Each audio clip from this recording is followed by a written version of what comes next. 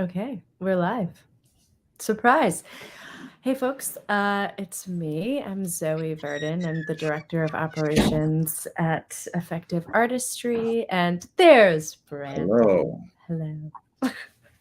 I'm Brandon Tessers. I'm the founder and clinical director at Effective Artistry. Thank you, Zoe. I Yes, have been running 5 minutes behind on everything today, including this, and I needed some water because I'm very dehydrated. of course. Welcome, everybody. Thank you for being here, whoever is here. I'm glad to have Zoe with me today. Thank you, Zoe, for joining me. My pleasure. Uh, this is not therapy hour. We call it that because I try to be very clear that I am a licensed therapist. This is not therapy for very, very, very many reasons. This is just an open conversation. We're here so that we're accessible and visible and available. You're here, I don't know, maybe because I have a soothing voice, I've been told, or maybe because you're interested in things. And it's a conversation, and like any other, the things that I do and say impact you. If you're paying attention, then it prompts things, and the things that you do and say, it impacts us. And yeah, that can mean you ask a question and we answer it, but that's not how all conversations go. So if you're here watching, great, thank you. And if you're watching it after the fact, great, thank you. And I'm just guessing about who you are and what you might want to hear and what might be useful. Uh, if you're here and you're in the chat, which thank you, I'm seeing a vast insider in the chat already right now. If you're in the chat, then I don't have to guess as much about what you might want to hear or how you might be interpreting things. I can just see what you're actually saying and asking. So that's even better for me.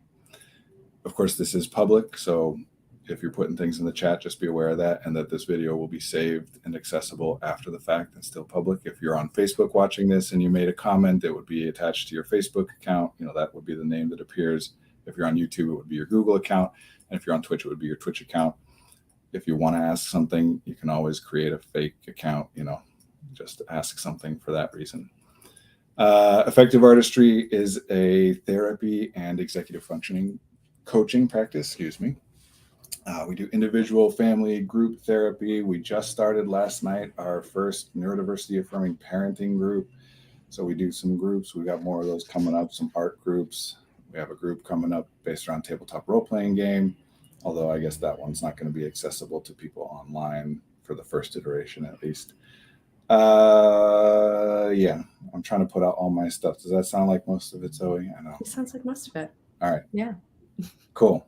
Oh, just the last piece. Every week we pick a topic because we don't want to just sit here talking, being silent until somebody has to say something in the chat. That's too much pressure. It's too awkward. I don't like silence like that.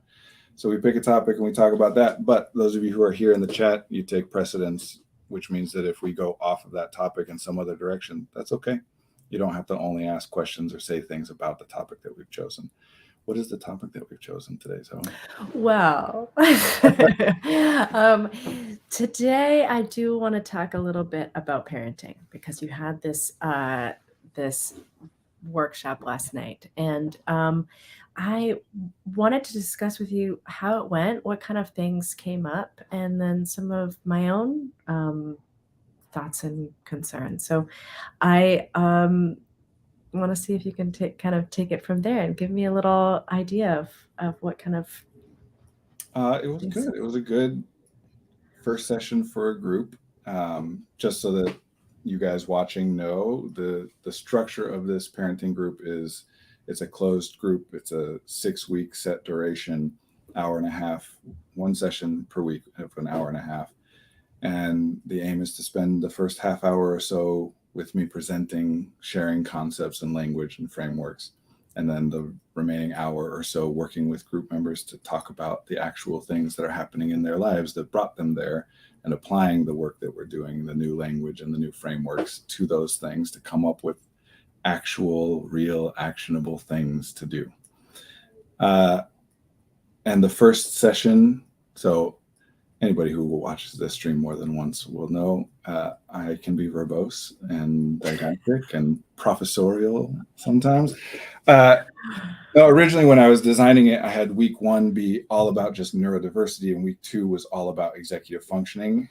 But those are topics that are more about like we gotta just teach a bit here, And so I combined them into the first. I wanted to knock that part of it out in the first session. It's like, here, let's do the like lecture-y stuff all at the top. So we went more than half an hour on that stuff, but I think it was useful. We talked neurodiversity, executive functioning, and we did get into people's, asking questions and applying those concepts. What else do you want to know? Give me some questions. Was there anything that you brought up that you were kind of teaching about that was clearly a light bulb for some of our parents, or clearly something that was like a little mind blowing that maybe you didn't expect to be, or that you knew what would My be? whole deal, Zoe. There was lots of moments like. I know, but I want to hear. No, those are good questions. I would say, all right, I'll frame it this way for you, Zoe, and for the people here, even though I didn't use this language last night. So we did talk last night about cognitive miser. Cognitive miser is a theory, the cognitive miser theory, the idea that the brain doesn't spend resources unless it has a reason to do so, that the default reaction to any stimuli is to do nothing. Only if that stimuli evokes some response do we then expend any resources of any kind, including attention, even noticing the thing, or awareness, thinking about the thing. And then we do the bare minimum we need to do in order to navigate the thing. And only if our attempts fail do we then say, oh, okay, I need to put more into it, right?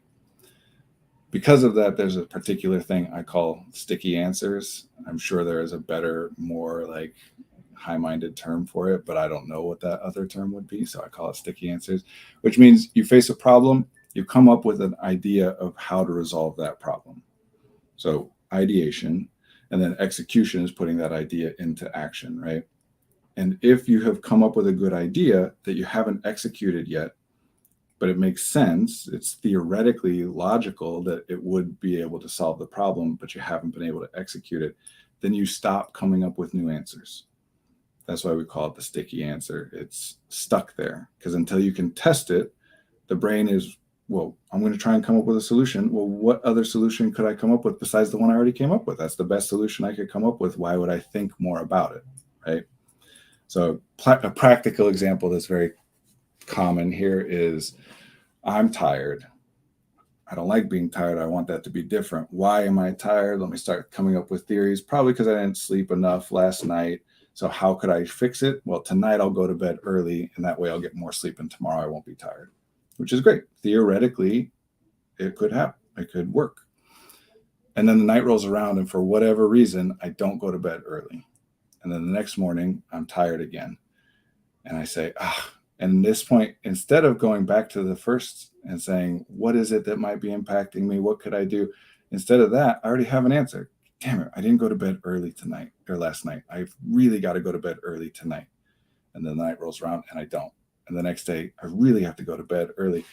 And now I'm just worried about, like, what are the things I can do to make myself go to bed early? I've fixated on this one particular strategy, and I've lost track of what the actual problem itself is. So in order to enable people to learn something new, you have to demonstrate a need for that learning. In the academic environment, that means we're using grades and tests like that. We make artificial reasons for it to be important for you to learn. You need to learn it so you can pass the test, right? In real life, it's because we're facing some problem that we don't know how to navigate. That's why it's important to learn. So when we're starting something like this, what we have to do is make it clear why it's worth it, not just to the person consciously, because obviously they think it's worth it or they wouldn't be there in the first place, but to their brain, to actually admit that stuff into awareness, to pay very close, detailed attention. And one of the things that we do to make that work is we take away sticky answers. We point out the flaws and the limitations of why, even if you could enact them, they might not work. Or sometimes, theoretically it might work, but you can't enact it. And we need to take away the idea that you could theoretically enact it. In other words, there are reasons you're not going to bed early. And you can get mad at yourself all you want, but it's still not happening. And we need to come up with something else to test, because there's lots of things you could do that make you less tired. So this first stuff, talking about neurodiversity and executive functioning is, number one, neurodiversity is about taking away the sticky answer, because in our culture, people generally are raised within the context of what we call the medical model or the deficit model, to such an extent that people don't even know that it's just one option of how to look at these things. Mm-hmm. That a disorder is an illness, a pathological variation. It's an injury that must be healed or treated or fixed, right? The medical model being, we can draw a circle, a boundary around normal functioning, and everything else outside of that is abnormal. And normal, we could sub out with the word healthy or proper or appropriate or whatever, right? That we're saying that if you are abnormal, then that's bad. It is a deficit. And we want to try and get you back into those boundaries so that you can be normal again. Neurodiversity is a specific rejection of that. So that's why we focus on that first, to clarify that and make it clear that different people are different. That doesn't mean that everybody's wonderful and nobody ever has problems. There's still disabilities, there are still struggles, but that we don't paint those struggles as purely a deficit. In other words, any way of being is situationally advantageous or disadvantageous. It depends on what you're trying to do and the context in which you're trying to do it. And generally, we don't pay attention to the context. We don't pay attention to what's being asked of people. If you're working with a kid, or if your children have like school avoidance issues, right, that they don't want to go to school, people will say, well, they have to go to school. And you say, why? Because they're 8, and that's what 8-year-olds do. That's not a reason. Why? Because they have to. If you can't answer it, then that is something that the culture has messaged to you and you've internalized. It doesn't mean it's wrong. It just means that you don't know why it's right, and therefore you can't explain or express to anybody else why it's right. That's when people start to get defensive and stuff. So we focus on neurodiversity to get rid of all that, the idea that the source of and the solution to an individual's problems are all contained within the individual, because that's unhelpful. Mm-hmm, mm-hmm. And then executive functioning, we get into to offer a new way of looking at it, saying, okay, if it's not just about health, like this is healthy and this is unhealthy, or this is good and this is ill, or whatever, then what is it about?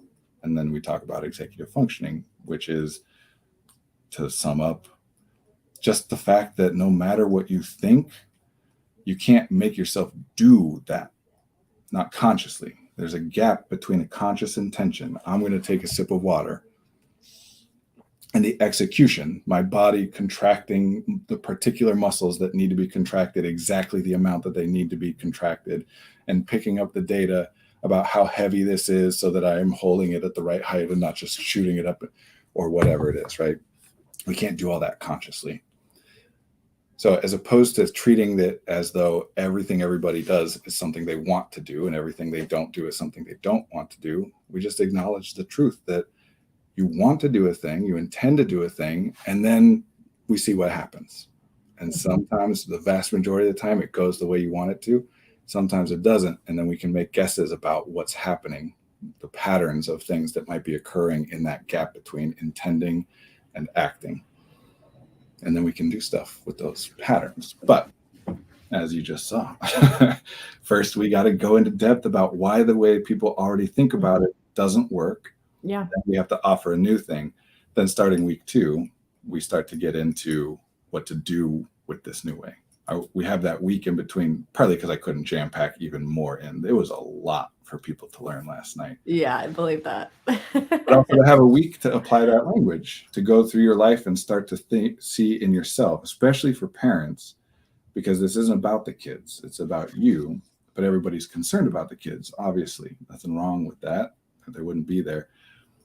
But you have to learn how to internalize this stuff. So here's the thing that blew people's minds in answer to your first question.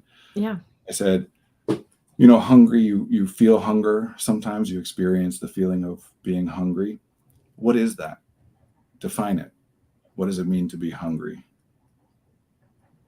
And everybody reacted kind of the way that you're reacting right now. There's a lot of language that just assume other people mean the same thing that we do. And so we never bother trying to figure out a different way to explain whatever it is we're trying to. Everybody knows what hungry is, right? except obviously it means different things to different people. So that kind of stuff. Yeah. I really appreciate that. I do want to, we've got a couple comments here. The gap between intending and acting is the story of my entire life. Yeah, Bastion Tiger is one of our regulars. I really appreciate their presence. Yeah, They're very absolutely. active in the chat and a lot of jokes and things in there Uh, too. I love it. I wanted to, oh, what, did I lose it? So a parent coming to you and having an issue with their kid not wanting to be, as you said, being school averse. Let's get like really practical for a second. We're taking away those sticky answers. What happens next? And for this particular example, what happens next when you're working with a parent? I need more information. Okay. That's a big part of it is people want to skip to practical answers. That's the kind of Yeah, stuff that gets published in absolutely. books and self-help videos and those kinds of things, as though things are Yes. simple.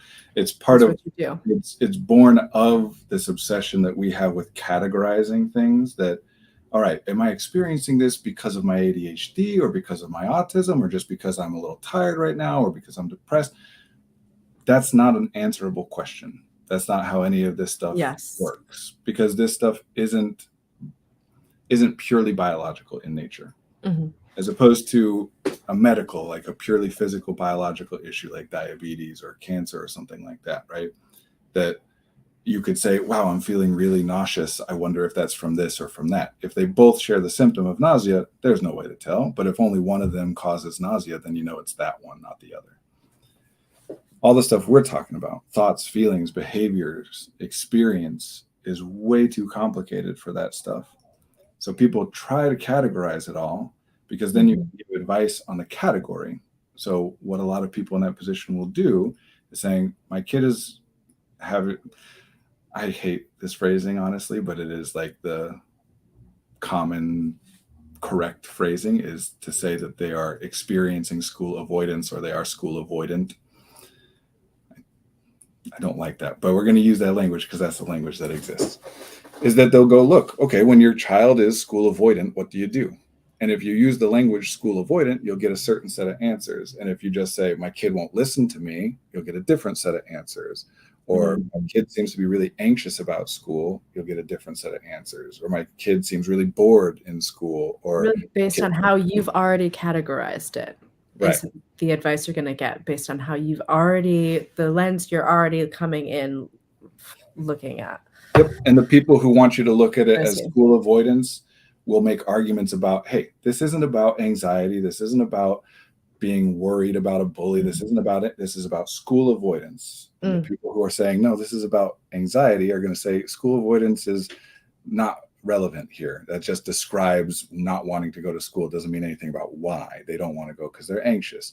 When somebody else will say, and so we get responses. People will say, well, what do I do if my kid is school avoidant? Be practical.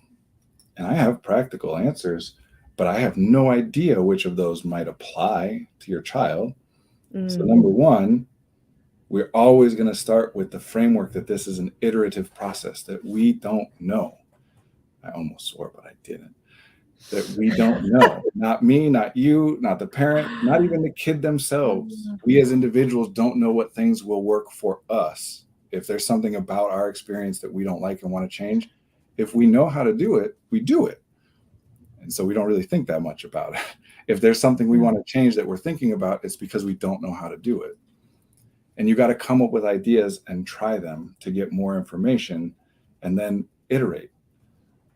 And that requires a few things. Yeah. And so, okay. So I'm a parent and I've been informed, I've been given this language of my child is school avoidant. Are you role And playing? I'm very curious about this process. Cause to me, you and I have talked theory about a bunch of different things. And I want to see what it's like going through this iterative process with you, So little by first thing I little. need is information, and Yeah. I'll get into So the role then play with you, great, let's but do this. I'm gonna just let you know role playing may not work super well here. It doesn't tend to work well with this kind of stuff because I I'm thought going it to might not. ask a lot of questions. And if it's not something you're actually experiencing, actually thinking about, it's really hard to come up with answers at all, but especially ones that might be realistic for someone in that position. But Yeah. we'll try. I might be able to make things up, but they might not be realistic. Let's You're see. right. Okay. You're right. Okay. So first thing, what do you mean? You say they're avoiding school. I know what school avoidance means generally, but everybody's different. So for you particularly, what are we talking about? I mean, my son wakes up in the morning, I wake him up, and I can tell right from the very beginning of when he starts arguing with me about getting his clothes on, that he doesn't wanna go, that he's angry. He wakes up upset, and he's not ready to go to school that morning, and the reason I know this is because it doesn't happen on the weekends. He wakes up in the morning on the weekends, and it's not the same. He's not frustrated by getting dressed. He's not frustrated about eating breakfast. That That's the makes sense. first thing. You're being very clear and specific in telling me, almost like I'm accusing you of being inaccurate, that he's not avoiding school. I believe you. You don't have to justify it to me. But have you asked him? If he wants to go to school? Yeah. Rather than having to look at the patterns of weekdays versus weekends, Yeah. what does he say about it? When I have asked him in the past, he has said, "No, I don't wanna go to school." Okay. Yeah. So you don't need all that other evidence. He's telling you he doesn't want to go to school. Is this every day? It is. Yeah, it's every And day. does he end up going? Yes, because I make him. What does that mean, make him? Um, What is that? If I were watching a video of you making him go to school, what would I be seeing? um, you'd see me talking to him about what he can expect, that we have to get into the car because we need to go to school, and he gets in the car and he's grumpy until I drop him off. I drop him off at school and he goes in. And this strikes you as abnormal? I mean, obviously it's unenjoyable, it's problematic. It doesn't need to be abnormal for it to be worth us talking about it. But the way you're presenting it to me makes it seem to me as though what you're saying is this is not a normal way for kids to navigate their morning about going to school. I want him to like going to school. Did you like going to school when you were a kid? I did. Nice. And I have a lot of people who I have a lot of friends whose kids can't wait to go to school in the morning, and it makes me sad. So why do you think your kid is responding differently? And I don't mean why is he responding differently, because you don't know, I don't know, he probably doesn't even know. I mean, if you're coming to me with this, you have been thinking about this, you have thoughts, you have theories. I want to know what those theories are. What do you think is the difference between him and these other kids? Why it's harder for him?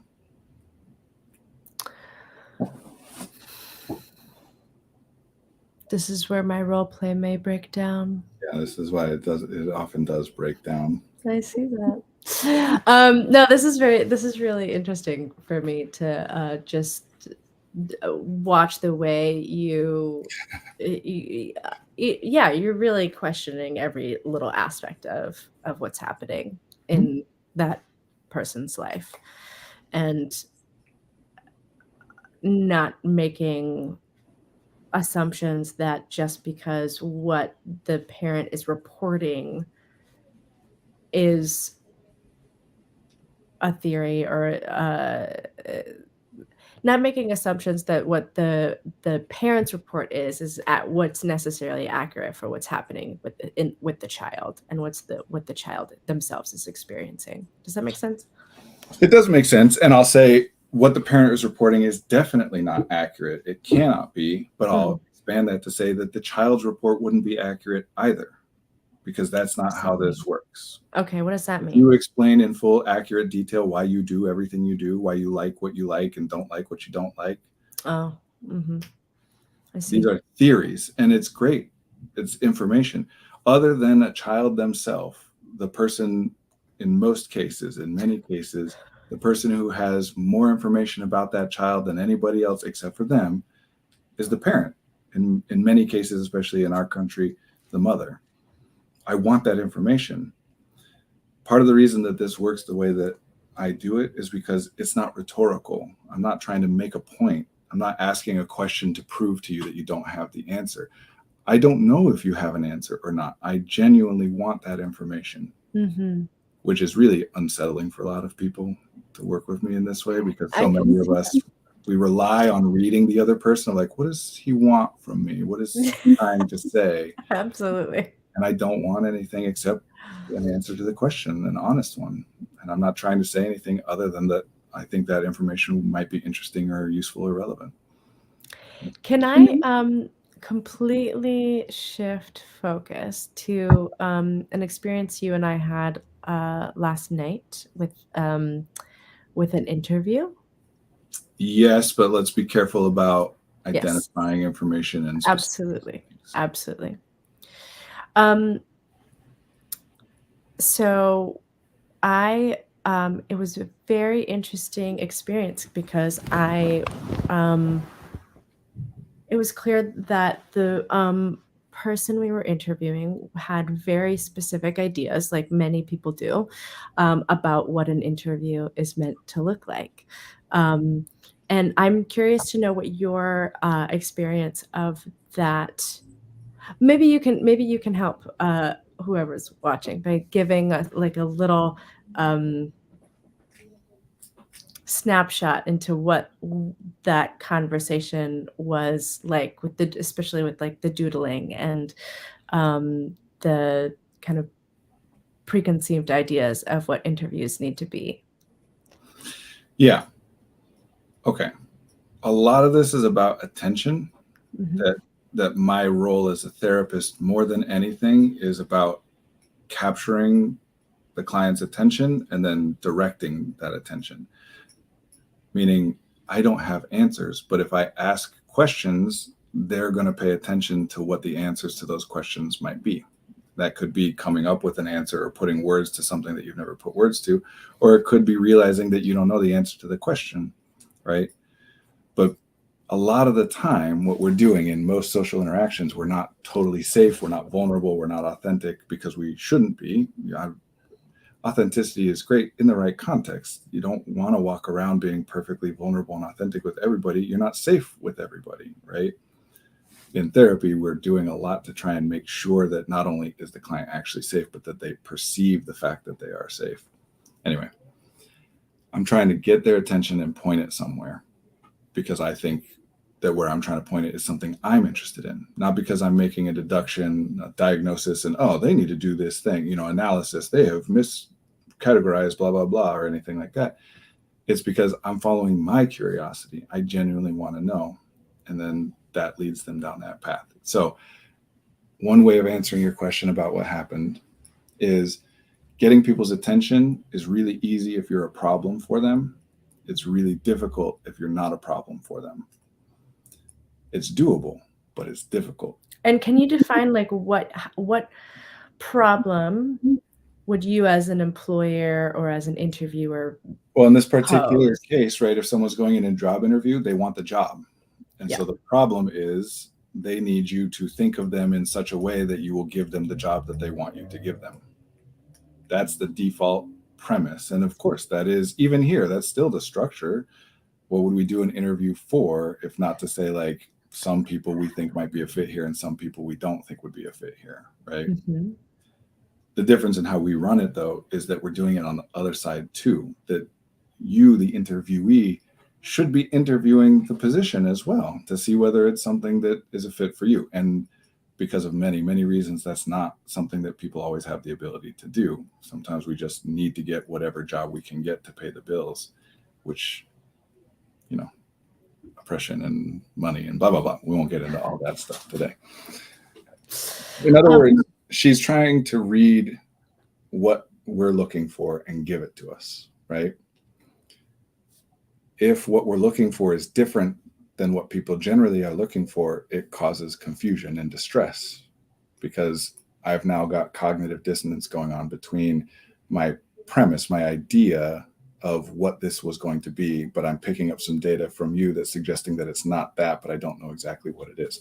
So I try to be as clear as possible about what we are doing. But a lot of the things that I say are so unusual that people can't quite like believe it at first. You know, when I say things like, if such and such is a helpful thing for you to do, I would like for you to do it, right? At this moment, Right. during this interview. Yeah. But it's very, if I mean what I say, then great, no problem. But if I don't, if it's a test, and if I'm aware that sometimes theoretically in job interviews, people try and test you or trap you or trick you. So if he means what he says, okay, I could doodle, that'd be fine, but I could also not doodle and that would also be fine. If it's a trick, if he's trying to see whether or not I'm capable of having a conversation without doodling to, you know, assist my focus, well then doodling would be a problem and not doodling would not.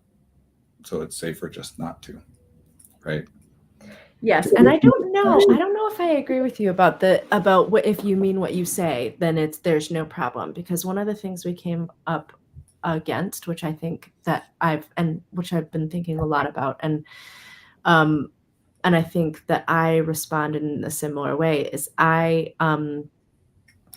if someone has their preconceptions of what of what an interview is supposed to be, and you, just like you're talking about now, and you propose something like being able to doodle while they work, regardless of whether you mean it, they may be very resistant based on not just even if you're as authentic as you possibly can, and they really do believe you.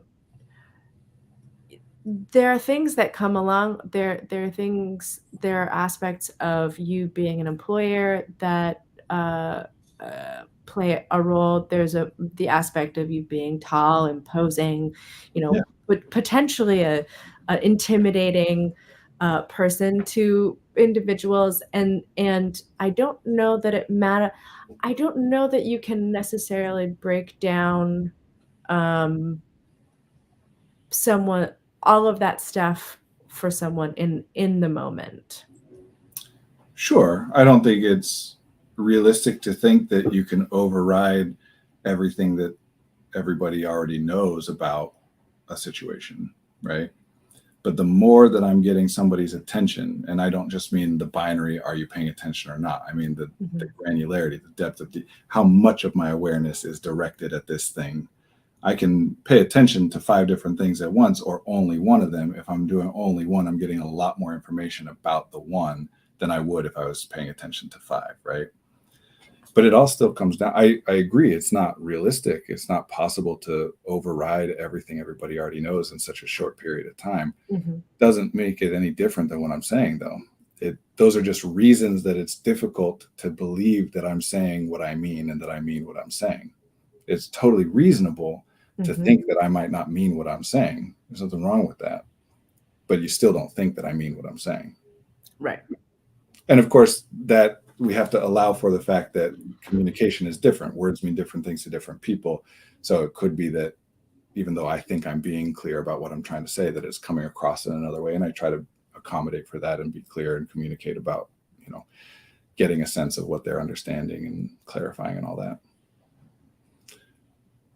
I don't remember what your initial question was or what you want to talk about with this. I don't know that I had an initial question, but I do. But Best Insider has a comment. He says, "I have a lot to." They say I have a lot to say about interviews, but a lot of it boils down to I have 30 minutes to both stand out and not trigger any red flags with offhand comments that can very easily be misinterpreted. Yeah. And sorry. So yeah, that's stressful.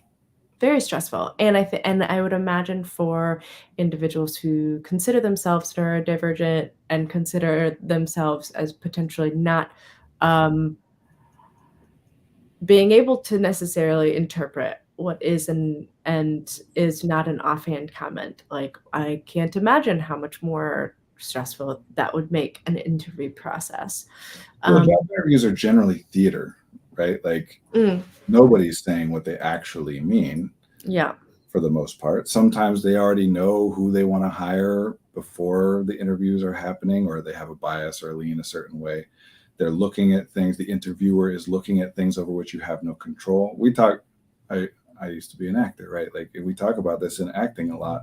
I've had experiences with casting directors being like, we think you're awesome and we would love to use you, but you're 6'5", and the lead you would be playing opposite is 5'2", and we can't match you on stage like that, right? That in acting, we talk a lot about there are things beyond your control that people make decisions on, and it's just kind of accepted as par for the course because it's acting and what you look like matters. I don't know that that's how it should be, but that is how it's discussed. Mm, Whereas in other cases, we try to hide that. Like, even if I do have a preference, if I'm a normal job interviewer, even if I do have a preference for a male candidate or a female candidate or whatever kind of identity that I might be looking for, I'm not going to say that. So I'm hiding that. I might not be aware of it myself, but I might even be aware of it and not be saying it. So yeah, the interviewees are trying to make a guess about what the interviewer is looking for and then give that to them. The interviewer is trying to assess for things that they're not actually saying that they're assessing for. mm-hmm. They might be assessing for the things they're actually, saying out loud that they're assessing for as well. But a lot of it is things like, how easy are you going to be to manage for me? Are you going to be easy or difficult for me to manage? Are you going to get along well with the other people on the team or not? And they'll have their opinions about what elements or what traits of a person might mean that they'll get along well with the team or not. At the end of the day, for the most part, without getting too much into the politics of it, they're looking for someone off of whose labor they can profit. And that means they're looking for someone they can exploit. I want maximum ability, but for minimum effort on my end. I want it to be those are the things I'm balancing. That if you're a genius and you can do such great work that we can leverage and make a lot of money off of, but you're also incredibly difficult to work with, like, okay, maybe, but you really got to be up there. Whereas somebody who's very easy and you'll do anything I say and no problem, but also you're not doing it, then I don't know if that's worth it. So they're trying to balance, like, how much is it worth putting effort in to get how much out of you. But you don't say that.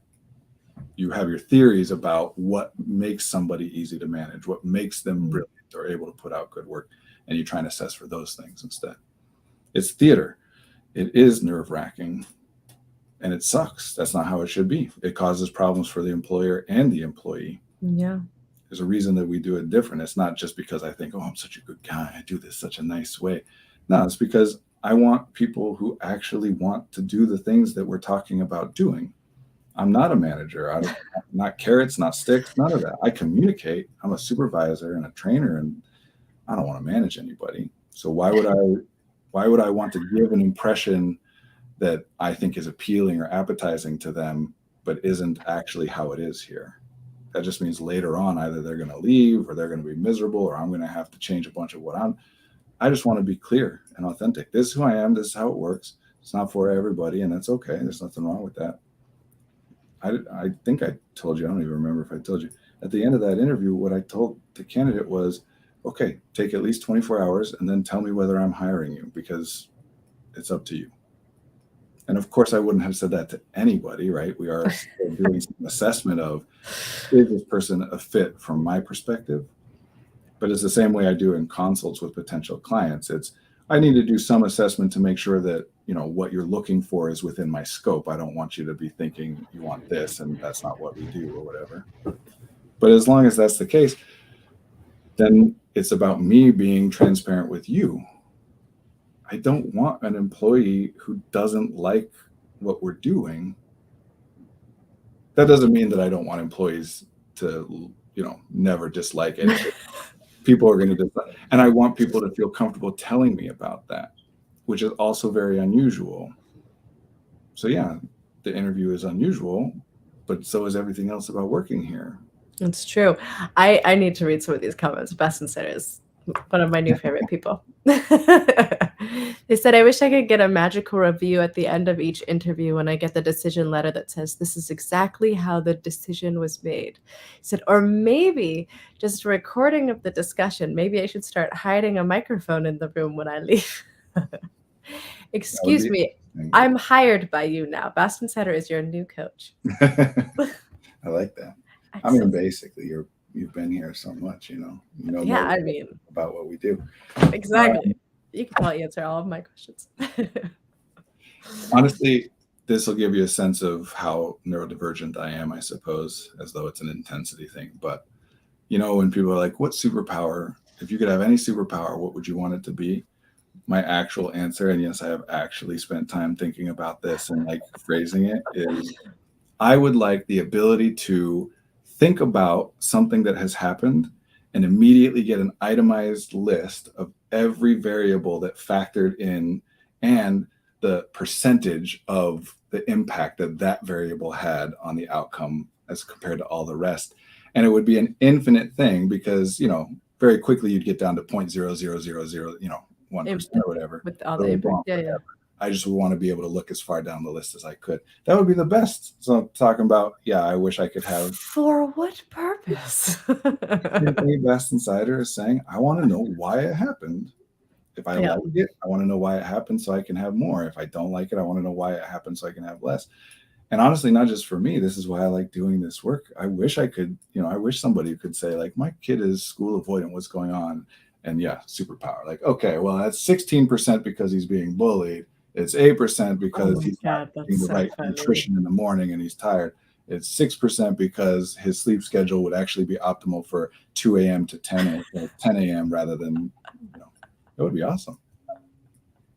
That is so great. That's what people want. do I love would love that. to be able to. I hate, people ask me questions all the time, like presentations, and I'll start. My first thing is like, okay, this is going to be a frustrating answer for you, and then I give my answer. I don't want to do. I don't relish being like, I'm not going to give you the answer that you want. It's not like a power trip. It's just I try to be honest about what I can do, what I can say, what I know. I wish I could do that stuff. That'd be awesome, but I can't. So I'll do what I can. Yeah. You had said something about parents. I know you had talked to me a while back before you were doing a workshop on anxiety for parents and those with neurofibromatosis, about parents need about the problems parents face being based. I'm poorly phrasing this, but being based in their desire for predictability, to be able to predict the future. Yeah. How would you? How would I phrase that? How would you phrase that? Yeah, because this is that the role of parenting is one that asks you, if not requires you, to predict the future, which is an inherently impossible task. That from before you even start trying to have a child, if that's the way by which you ended up with a child, because not everybody tries to, but from the moment you start thinking about, whenever it happens, from the moment you start thinking about a child, having a child, being a parent, you're predicting what would be good for them. If I do this thing now, how will that impact them later on in life? What can I do to set them up for success? Whether I define success as they're happy and independent, or they're, really good at sports, or whatever thing I might care about. The nature of parenting inherently is I have impact, influence, responsibility, control, whatever words you want to use, with this being, this child. At the first stage, for humans, I like Harvey Karp, The Happiest Baby on the Block. I don't like the whole book, but I like the reference to the fourth trimester, that due to the evolutionary nature of human beings, human babies are born way before they are capable of surviving outside of the womb. In large part because our heads are too big, because our brains are too big, because that's how we've evolved. But I could get more into that because I think that stuff is fascinating. I think it's so important to know the systems and the history and the evolution. Anyway. Yeah. You have this baby that would literally die if you don't do literally everything for it. Put food in its mouth, right? Like put clothes or blankets on it when it's too cold and take them off. stop things from being on it, falling on it, stop it from falling on things. There's that responsibility, and it lessens as time goes on and the child becomes more independent. But the other thing that's inherent in being a parent is the assumption / desire that I'm not going to be around forever. I intend, I hope that this child outlives me, if nothing else, but especially in our modern context, that at some point they're doing their own thing and I'm less impactful, less important, have less control over their lives. And you can't look at a child that you love, and not everybody loves the children that they have, but if you do, you can't look at a child that you love, recognize that you have a limited time to try and work with this person before they're off on their own, without immediately projecting into what's going to happen when I'm not around. So then we start to make a lot of decisions about what I'm doing right now in this moment based on what I think is going to pay off for them later on.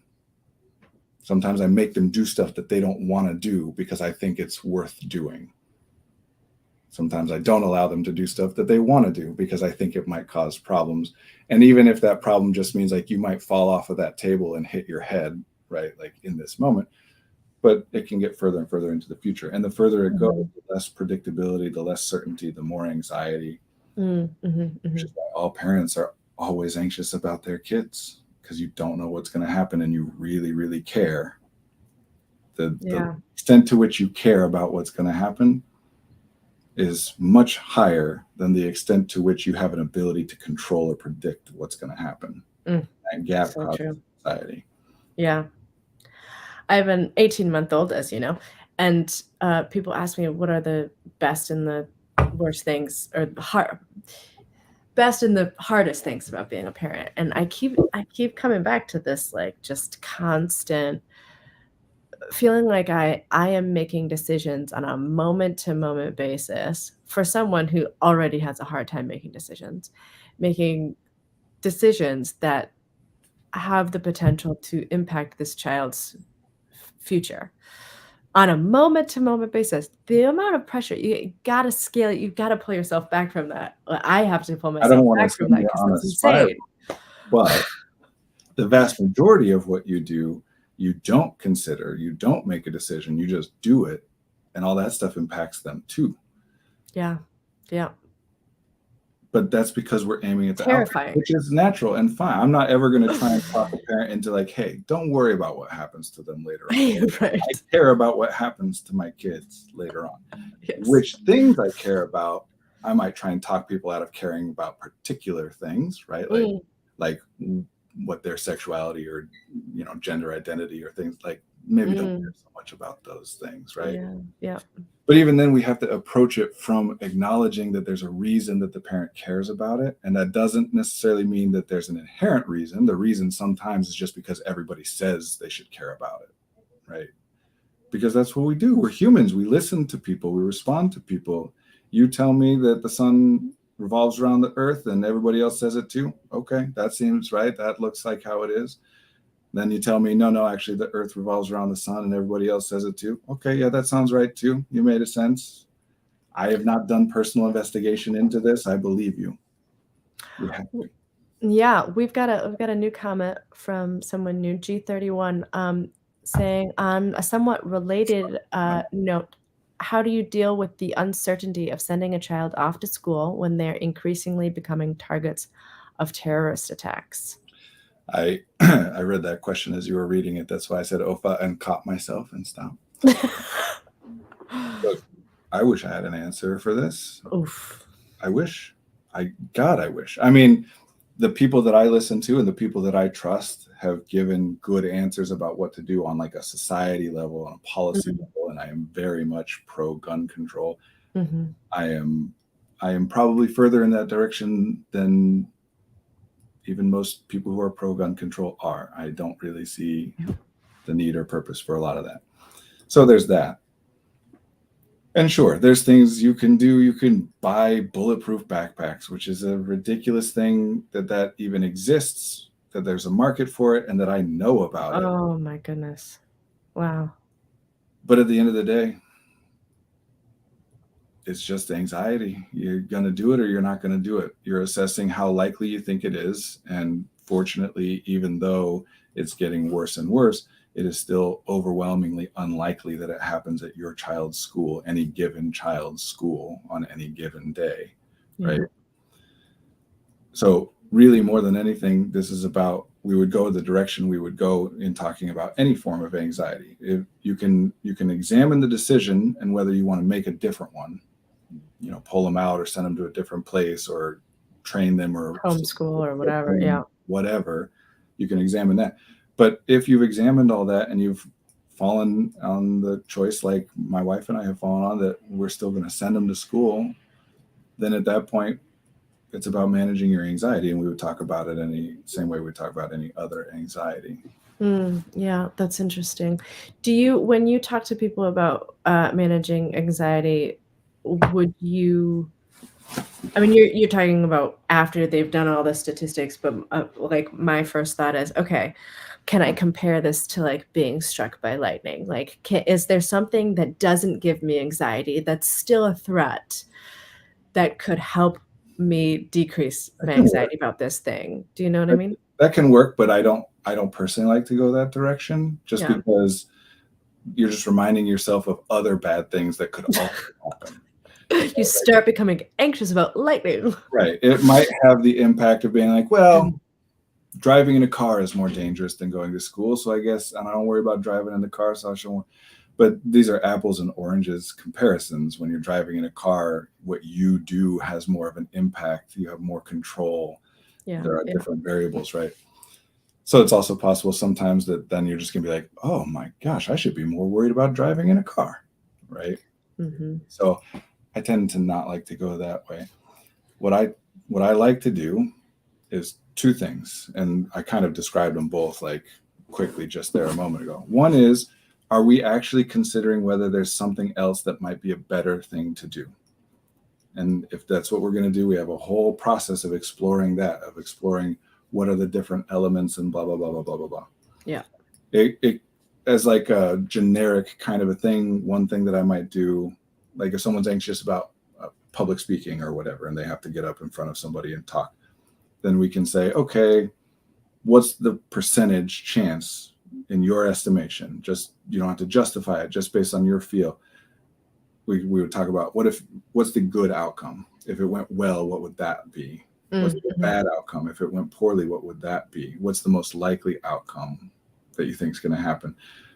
And then we can look at, okay, what do you think the likelihood is that the good outcome is the one that happens? I don't know, 30? Ooh, that's low. Okay, yeah, I can see why you'd be anxious about that. Is there anything you can do that might get that number higher? Like, it's not going to guarantee that it goes well, but it makes it more likely. I guess if I practice with my note cards, how much higher would that make it go? 35? All right. Is it worth that? Is it worth doing the note cards to have that extra 5% certainty? Yeah, maybe. I don't know. I'll try it. Cool. So we can do things like that. Look at different things to do to prepare, or different options to be able to avoid the thing, or do it in a way that makes the worst case scenario not as bad as it would have been, or whatever. But once we're committed to a decision, once it's like, this is happening, I'm sending my kid to school. This is they're going to be there on a daily basis. Then you might not like this, but it's about paying attention to other stuff. There's no way to make yourself stop worrying about something by willing yourself to stop worrying about it. Damn. So whatever you do right now, don't think about a purple elephant, whatever you do. Yeah, it's a purple elephant. Because even the thought, I'm not thinking about a purple elephant right now. Damn it. That's a thought about a purple elephant. Don't think about a purple elephant is a thought about a purple elephant, right?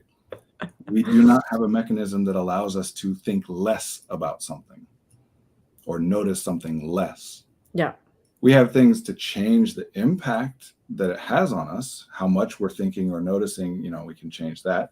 And there are things that we can do that make it so that we're less likely in the future to think about it, or that we think about it less frequently. But when you're actively thinking about it, there is no action you can take to decrease the extent you're thinking about it. What we can do is make ourselves think about other things. We can increase how much we think about stuff. And I can only think about so much. So you mentioned before, like, oh, the pressure of all these decisions, how's it going to impact my 18-month-old? Do you think about that and worry about that so much when you're working? No. Even though theoretically, even your absence is impacting him. Yeah. You just don't have room to think about it because you're thinking about other things. Yeah. And I might have just made you feel really bad and anxious. I don't know by mentioning that. Yeah. No, but yeah. I mean, I feel like this is potentially, why, things like this, the super high anxiety things are why people become workaholics, or why people tend to like find things in their life that they can obsess over so they don't have this looming thing, this looming anxiety. What's really fun about that is if I, as an individual, or we as a society, judge whatever thing they're doing that's taking their attention instead of the thing that they're anxious about, if we judge it to be something childish, we call it escapism. They're escaping from reality by escaping into their video games.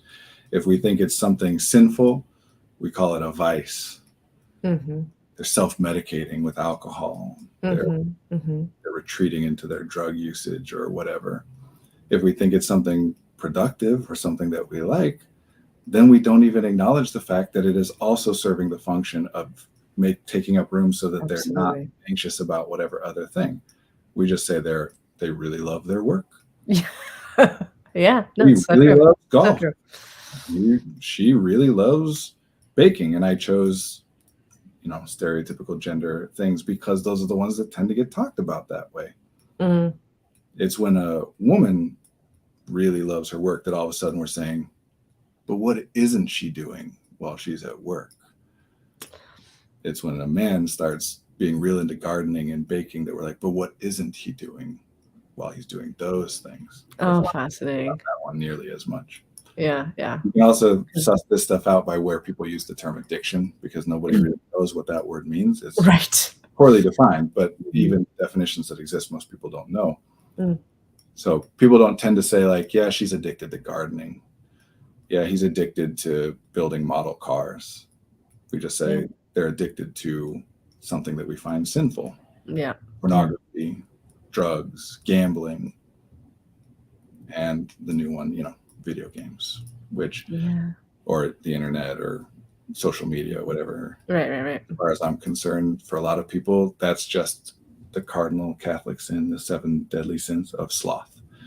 They just think screen equals laziness. Therefore, that's interesting. Well, we are at time. Yeah. We're going to have to wrap this convoluted conversation up.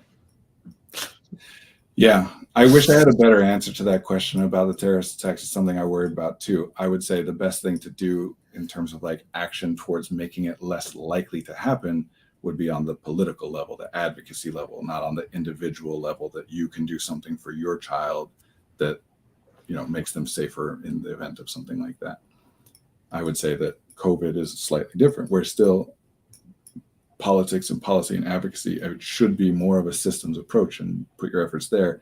And even within that, you have your kid wear a mask. It does actually protect them more so than if they didn't. So some things, there just aren't really good individual things that you can do. Yeah. It's part of the crappiness of being aware of so many things that you don't actually have any impact over. So many threats, things that feel like threats. Yep. Yeah. Anyway, Thank you all for being here. Thanks for all these great comments. Yeah. Really appreciate it. And thanks, Zoe, for being here. So much better when it's not just me talking to the world. Indeed. I get it. All right. See you next week, same time. All right. Bye. Bye.